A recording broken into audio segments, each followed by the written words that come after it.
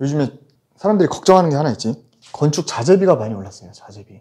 금리도 많이 올랐어. 자재비랑 금리가 많이 올랐는데 사실 이것 때문에 건물을 짓는데 돈이 많이 들어가는 거 아니냐라고 생각하는데, 이 자재값을 한번 뜯어볼 필요가 있는데, 여기서 가장 많이 오른 게 뭐냐면 사실 철근, 그 다음에 뭐 시멘트, 이 두 개가 사실은 공사비에서 비중도 많이 차지하고, 그 다음에 이게 많이 올랐어요. 작년에 철근값 파동도 있었고, 물론 인건비도 있지만, 이것 때문에 건축비가 올라간다고 하기보다는 사실은 이거보다 훨씬 더 건축비 상승에 영향을 미치는 더 큰 주요 원인이 있어. 이거 뒤에서 얘기하고, 철근이랑 시멘트를 보자고. 일단 소규모로 신축을 하는데, 내가 작년에 이제 건물을 지었던 땅이 45평이었어. 근데 여기다가 이제 건물을 지었는데, 여기에 철근이 몇 톤이 들어갔냐면 45톤이 들어갔어. 그 다음에 시멘트는 약 300세제곱미터가 들어갔다. 보면은 철근이 그때 톤당 얼마 했냐면 그때 75만 원이었어. 요즘에는 거의 이게 한 100만 원 초반에. 그 다음에 시멘트 값도 막 5, 6만 원대였거든. 근데 이제 거의 한 9만 원대 하는 것 같아. 자, 그러면 한번 계산을 해보자고. 원래 75만 원에 45톤이었어. 그러면 이게 얼마였냐면 3,375만 원. 근데 만약에 100만 원에다, 그럼 4,500이지. 그럼 얼마가 오른 거야? 그럼 1,125만 원이 오른. 그 다음에 이거 6만 원이라고 쳐볼게. 6만 원이면은 300루 되면은 1,800이었잖아. 근데 9만 원이다. 2,700이야. 빼면은 얼마 올랐어? 900만 원 오른 거야. 자, 그러면 철근 값이 25% 오르고 시멘트도 거의 2배 가까이 올랐잖아요.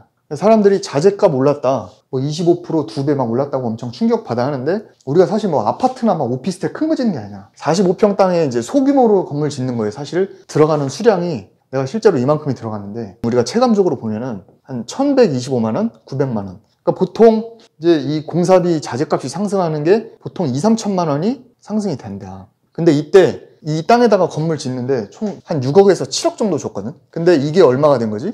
6.2억에서 6.3억 뭐 이런 식으로 된 거잖아. 이 퍼센테이지로 보면은 굉장히 많이 올랐다고 생각을 하는데, 사실은 이 총 공사비에서 이게 오른 거를 반영한다 하더라도 사실 전체 공사비로 봤을 때는 생각보다 그렇게 큰 타격은 아니다. 그 다음에 이제 금리. 기준금리가 요즘 막 0.5%, 막 1% 막 이렇게 오르잖아. 그래서 예전에 예를 들어 4%대 대출을 받았다. 이게 지금 5%라고 치자고. 1%가 올랐다고 쳐. 보통 이렇게 소규모 신축을 할 때 대출을 얼마 정도 받냐면 보통 한 10억 정도 받는다고 치자고. 그러면 10억에 4%면 이자가 얼마지? 한 달에 330만 원이야. 근데 이게 5%로 들어갔다.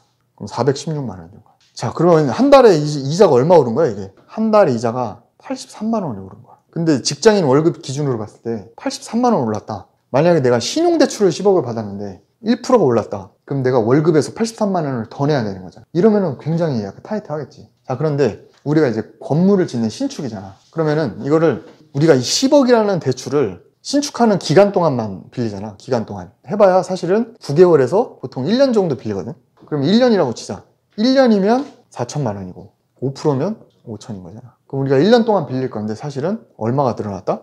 1천만 원이 늘어났다. 그럼 이거 10억 대출 빌려가지고 건물 지은 다음에 이걸 팔 거 아니야. 팔 때 1,000만 원만 더 얹혀서 팔면 되지 않을까? 그 직장인들은 이제 한 달 월급에 익숙해져 있어요. 그래서 매달 따박따박 생활하는 거에 익숙해져 있다 보니까 한 달에 83만 원이라고 생각을 하는데, 이거를 1년으로 생각하거나 아니면 이제 뭐 공사하는 기간 동안 요것만 생각했을 때는 사실은 총 비용이 사실 올라가는 게, 전체 우리가 막 몇십억짜리 그래도 사업을 하는데 이제 올라가는 거에 비해서는 사실은 큰 비중을 차지하는 건 아니다. 그래서 아까 공사비, 자재비 때도 얘기했지만 공사비가 엄청 많이 오른 것 같지만 한 2, 3천만 원 오른 거고, 금리도 엄청 많이 오른 것 같지만 사실은 우리가 소규모 신축에 있어서는 뭐 1,000만 원이나 한 2천만 원 정도 오르는 거니까, 사실은 우리가 공사하다 보면은 변수가 생기면은 1, 2천만 원 정도 변수는 어느 정도 생기거든요. 자재비랑 금리 오르는 게 물론 안 오르는 것보다는 오르는 게 좀 불리하긴 한데, 우리가 이거를 사업을 못할 정도는 아니다. 사실은 더 무서운 게 있어.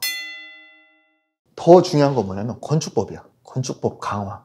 이게 강화되면은 이 자재값이 미친 듯이 올라요. 예를 들면 뭐냐, 옛날 다가구는 이렇게 생겼어. 땅이 요만큼인데 건물이 이만큼 깔고 앉는 거야. 그러니까 여기다 다 집을 만들지. 뽑아먹을 수 있는 임대료나 분양가가 굉장히 많았을 거 아니야. 근데 이 건축법이 강화된 거야. 왜? 사람들이 이제 차를 많이 사.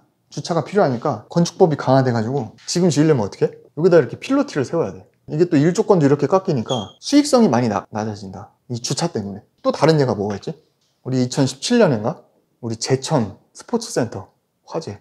불 났다 하면은 막 옆집으로 옮겨 붙고 막 이러잖아. 그래가지고 지금 이렇게 건물을 지을 때 이게 옆 건물이 있잖아. 옆 건물이랑 1.5m 이내에 있다. 그럼 여기 창문이 있잖아. 이 창문을 방화창으로 바꿔야 돼요. 방화창. 그러니까 일반 창문 같은 경우에는 여기서 막 불이 나잖아. 깨지잖아. 터지고 막 옆집으로 옮겨붙는데 이걸 방화창으로 하면은 불이 안 옮겨붙는다 이거. 이 방화창 가격이 일반 창보다 얼마나 비싸냐? 한 2배 이상 비싸요. 뭐 창문이 엄청 많잖아. 이게 층마다 다 창문이잖아. 그 면적에 있는 창문들이 다 2배 이상 오른다. 그러면 사실 공사비가 확 올라가는 거거든. 그래서 이런 게 있다 또. 그 다음에 이제 광주 붕괴 사고. 이거 철거하다가 붕괴한 거야. 그러니까 이제 건물 철거할 때도 굉장히 까다롭게 본다고. 우리 건물 지을 때 기존 건물을 부시고 지어야 되는데 굉장히 까다롭게 보고 하다 보니까 시간도 늘어지고 그러다 보니까 이자도 많이 나가고. 아무튼 그래서 이 자재값 금리값 오르는 것도 굉장히 악재긴 한데 사실은 건축법이 강화됨에 따라서 수익성이 악화되는 게 훨씬 크다. 결론은 뭐다? 빨리 지어야 된다. 이거는 갈수록 강화되면 강화됐지 잘 약화되진 않아요. 건축은 빨리 하는 게 답이다.